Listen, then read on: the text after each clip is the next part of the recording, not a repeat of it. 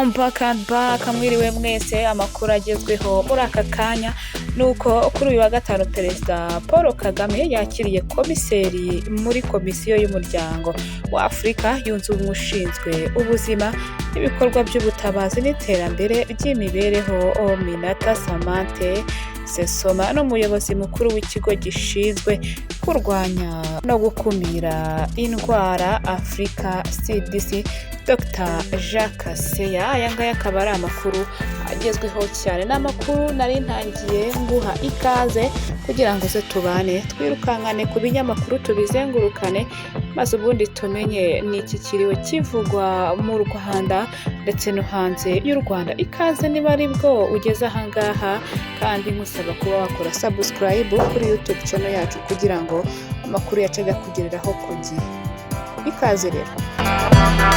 Naho umuvugizi w'ihuriro nyunguranabitekerezo ry'imitwe ya politike yemewe gukorera mu Rwanda Nkubana Alphonse yasezeranyije abanyarwanda ko nta nduru yo mu mashyaka izongera kumvikana hano mu Rwanda.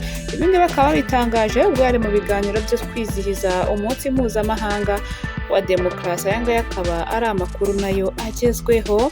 Naho icyiciro gikuru cy'ikigo nyafurika gishinzwe imiti kikaba cyatashywe ku mugaragaro i Kigali. Ibingibi bikaba byabaye mu gitondo cyo kuri uyu wa gatanu. Leta y'u Rwanda ikaba yashyikirije umuryango wa Afrika yunze ubumwe inyubako ikoreramo icyicaro gikuru cy'ikigo nyafurika gishinzwe imiti Africa Medicine Agency cyitwa AMA. Ni inyubako y'amagorofa 8 iherereye mu mujyi wa Kigali. U Rwanda kandi rwatanze imodoka nshya abakozi b'iki kigo bazajya bifashisha mu kazi kabo ka buri munsi. Kikaba ari igikorwa cyitabiriwe na Minisitiri w'Ubuzima Dr. Nsanzimana Sabe n'abandi bayobozi mu nzego zitandukanye za leta, bakaba bagiye gutaha iki kigo. Iki kigo kizafasha mu gushyiraho amategeko ajyanye n'imiti hagamijwe kuzamura ireme ry'ubuzima butangirwa kuri uyu mugabane, koroshya ikwirakwizwa ryayo n'ubuziranenge bwayo. Minisitiri w'Ubuzima Dr. Nsanzimana Sabe yavuze ko iki kigo kije gikenewe muri Afurika kuko kizajya gikurikirana ibijyanye no gukora ndetse no gucuruza imiti kuri uyu mugabane. Dr. Nsanzimana Sabe yanavuze ko kandi mu Rwanda by'umwihariko kizafasha muri gahunda rwatangiye yo kuba igicumbi cya serivisi z'ubuzima, ubushakashatsi n'ubuziranenge bw'imiti muri Afurika. Tukiri ku makuru ajyanye n'ubuzima kandi turavuga ko hari inkuru iri kuvuga ko kuri wa gatanu Minisitiri w'Ubuzima Dr. Nsanzimana Sabe yagiranye ibiganiro n'abahagarariye ibihugu byabo n'imiryango mpuzamahanga mu Rwanda, abagezaho ishusho y'uko igihugu kiri guhashya icyorezo kiri mu Rwanda cyangwa se virusi ya Marburg. Akaba yamweretse by'umwihariko ingamba zo gukurikirana abanduye iki cyorezo n'abo bahuye nabo kugira ngo harebwe niba batarabanduje.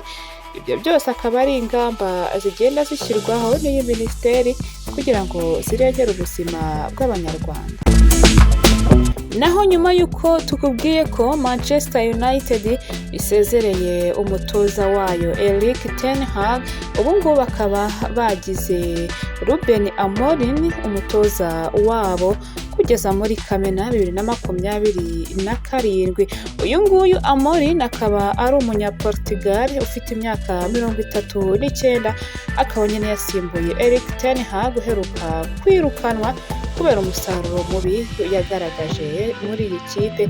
Nubwo hari abatabyumva kimwe, bavuga ko uyu mugabo yatumye iyi kipe iva ku rwego yari iriho ikagera ku rundi. Naho umuyobozi ushinzwe iterambere ry'abakozi bo kwa muganga muri Minisiteri y'Ubuzima mu Rwanda Minisante Dr. Nkeshimana Menelas avuga ko abakira icyorezo cya Marburg hari ibice by'umubiri iyi virusi itindamo mu gihe gishobora kugera no ku mwaka, nubwo uyirwaye abatagaragaza ibimenyetso. Ngayo nguko nubwo hari abakira ariko buriya ngo ntago virusi iba yabashizemo neza. Naho indi nkuru nshyashya igezweho tukiri mu by'ubuzima nanone nuko Minisiteri y'Ubuzima yasobanuye impamvu bagiye kujya batanga update za virus ya Marburg buri kwezi aho kugira ngo bajye batanga update buri munsi nk'uko byari bimenyerewe. Ngira ngo wajyaga ubona yuko buri munsi batangaga update, ariko ubu ngubu bakaba bagiye kujya batanga update buri cyumweru.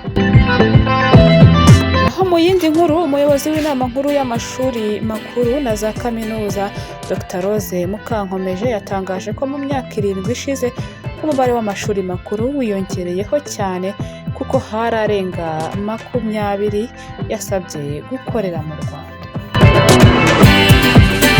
Naho mu myidagaduro, umuhanzi Roskana umaze amezi 8 nta ndirimbo ashyira hanze yatangaje ko yari ahugiye mu bikorwa bya alubumu ye nshya ndetse no kwiga kwitunganyiriza indirimbo ibizwi nka music production. Naho umuraperi Fireman yatangaje ko yigeze kurwara agahinda gakabije yatewe n'umuziki kubera ibibazo bitandukanye yagiye awuhuriramo nabyo. Umuraperi Fireman uri mu bakomeye hano mu Rwanda muri iyo njyana yemereye ikinyamakuru Igihe ko yarwaye depression cyangwa se indwara y'agahinda gakabije yatewe n'umuziki. Mu kiganiro Culture Talk, Fireman yavuze ko kuva 2015 kugeza 2017 yari mu bihe atatekerezaga ko ari agahinda gakabije, akaza kubimenya haciye higi. Yavuze ko iyi ndwara yitewe n'umuziki kuko yari afite izina rimaze kuruta ubushobozi bwe. Iyi ikaba indwara ahamya ko yugarije benshi mu byamamare byo mu Rwanda. Yagize ati buriya iyo ntekereje mbona ko ari depression. Kuva muri 2015 kugeza 2017 nari ndi ahantu nanjye ntazi, nongeye kugarura ubwenge igihe nari kuri mucaka.